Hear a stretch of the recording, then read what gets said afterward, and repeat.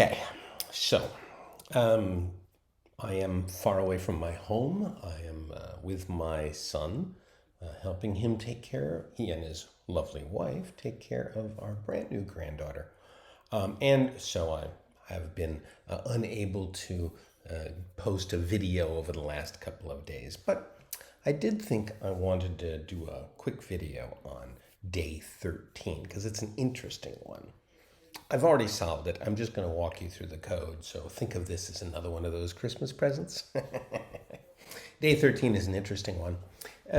We have this problem of buses. The buses arrive at times which are periodic. So this bus arrives every 7 minutes. And this bus arrives every 13 minutes, and this bus arrives every 59 minutes, and so on. And the first problem here is to find the earliest bus that you could take after some time. So this time here, 9:39 in this example, is the earliest time that you could leave. And now find the earliest bus. Find the bus that is earliest. So here's the time when we can leave, and the bus that we're going to get is this one, which is bus number 59. So that was the initial problem. The initial problem was very simple to solve. It's almost entirely mathematical in nature.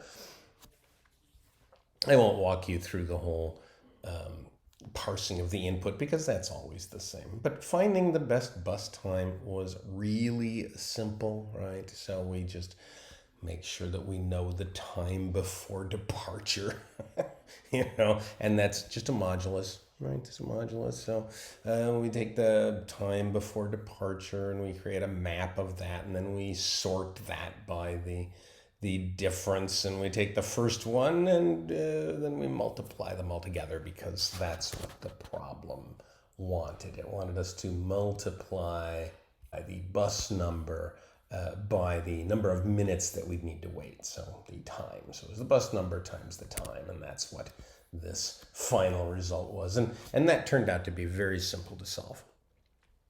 Okay, so that's where the problem really began. Because the next problem was much harder to solve. Not programmatically, but logically. And let me show you what I mean by that. Here's part 2. Now it says, okay, look, these buses are going to leave at periodic times. They will all begin at time 0. That was true of the first problem as well. They will all begin at time 0. However, you will have to find the first time where bus number 7, in this example, arrives at that time, and bus number 13 arrives 1 minute past that time, and bus number 59 arrives, 4 minutes past that time, and 6 minutes past that time, and 7 minutes past that time. Now this is obviously a modulus problem, and the data that was provided looks like this. Right? And the minutes after the time begin here at 0, and then 1, and then 2, and then 3, and then 4, and then 5, and 6, and 7. All right, so your minute delay is your ordinal position in this graph. That really doesn't matter all that much.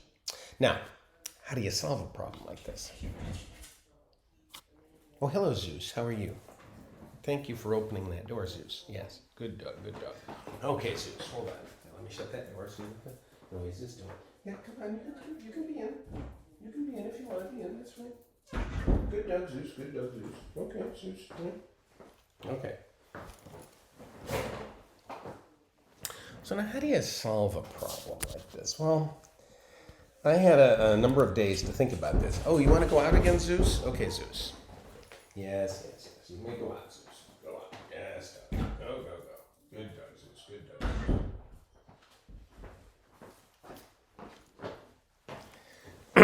Zeus is my son's dog.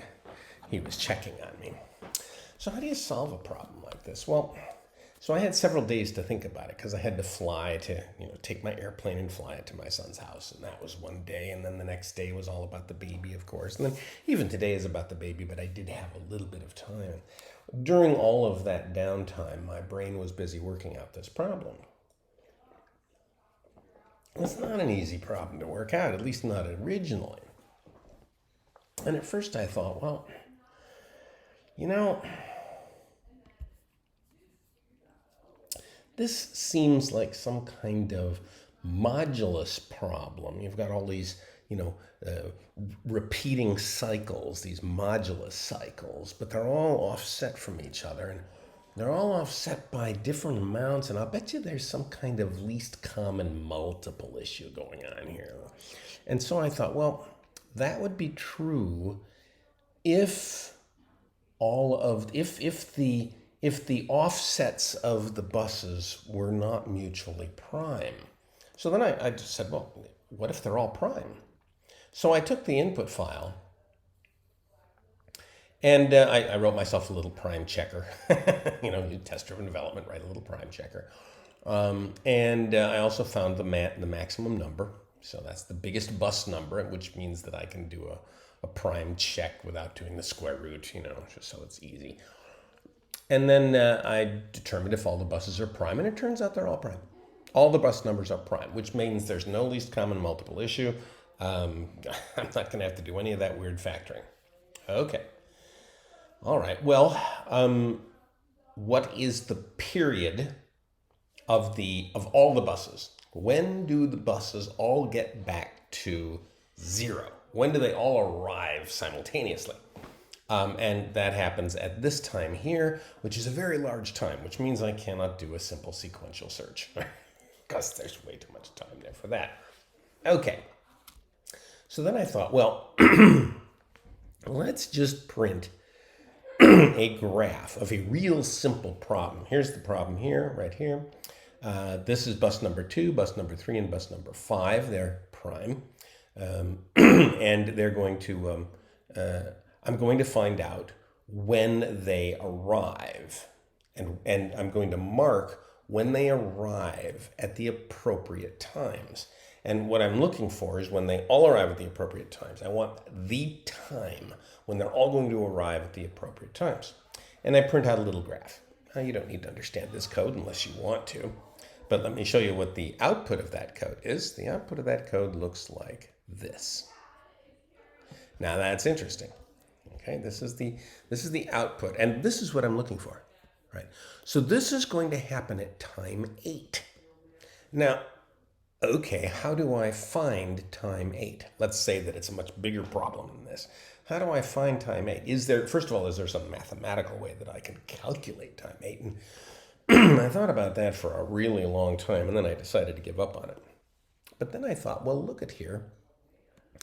Here, bus number 2 arrives at its specified location every other time. And bus number 3 arrives every third time, and bus number 5 arrives every 5th time. And so here's what I think we could do. Here's the algorithm. Start at time 0 and search forward, incrementing by 1 until the first bus arrives at the right time. Now take the increment, which is 1 at the moment, and multiply it by that bus number, which is 2 or 3 or whatever it is, right? And now hop through it the next column, one like so, right? So we're hopping every third in this case, looking for this, right? And just looking for where it hits. And when we get there, then we multiply the increment by the bus number, and then we start hopping much larger chunks. As I was editing this, I realized that I didn't explain that very well. So let me walk you through it just a little more carefully. We're going to start at time 0, and we're going to walk down 1 minute at a time until bus number 2, this bus here, hits. And by hit, I mean it arrives at the right time. Now, it just so happens that that's time 0. Okay. Now there's no point in walking 1 at a time because I'm now in period 2, right? This bus is going to continue to hit every other time. So I'm going to walk down the list every other minute, looking for bus number 3. Oh, look, it hits right away. Bus number 3. It might not have, but it did in this case. Okay, now I am in period 3 and 2. I now have both periods working for me, which is a period of 6. So now I walk down 6 times. 1, 2, 3, 4, 5, 6. Oh, look, I found what I was looking for. In this case, every one of those hops found the next goal, but in the real case, I might have to hop several times before I find the next goal. Then I multiply by the bus number and hop even larger steps until I find the next goal, and then I hop even larger steps to the next one until I finally get to the end. Now this ought to go very fast, and the code for this is very straightforward, and I'll walk you through it quickly. If I can get this down. Yes, okay, fine. Lovely. Okay, this is how we find the bus time. We've got a list of bus specs. Bus specs simply look like this. Okay, down here. This is the offset, that's the time. And this is the period of the bus, right? So this bus returns to its beginning every 7 minutes, and this one returns every 13 minutes, and so on. And this bus must be at the time that we're trying to find. It will be arriving at that time, and this bus will arrive 1 minute after that time, and this bus will arrive 4 minutes after that time, and so on. That's the time we're looking for. So how do we find the bus with a whole bunch of those? Okay, well, we're going to loop with the time starting at 0, and we're going to increment it by 1. And here's a massively destructured parameter, but all this is saying is that the bus specs, which came in, that's just that list of bus specs, which will still be called bus specs, is really composed of an initial list of offset and bus followed by a bunch more of those. Okay, and if you don't understand that, look up destructuring and closure. Anyway, this is the offset. That's going to be this number down here. And this is the bus, which is this number here. Okay, now, if the bus specs are empty, we're done. Return the time. If, and this is the critical one here, right?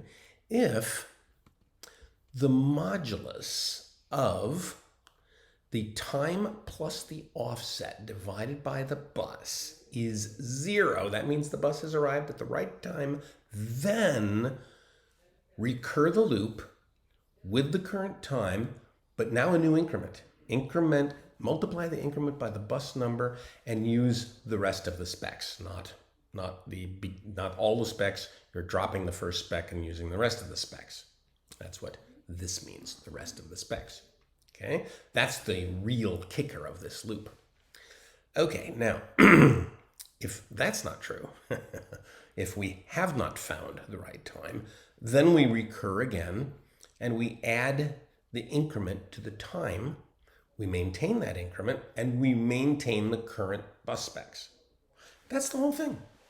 That's all there is to it. It's a really simple algorithm, a remarkably simple algorithm, and it works just fine. And it's very fast, of course, because we're increasing that multiplier so much. Anyway, I thought you would be interested in seeing that. I hope you all had a good Christmas.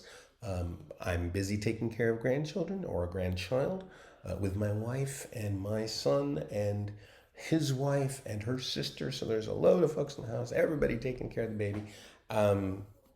Maybe I'll be able to do another video here this week. Maybe. We'll see. Bye, everybody.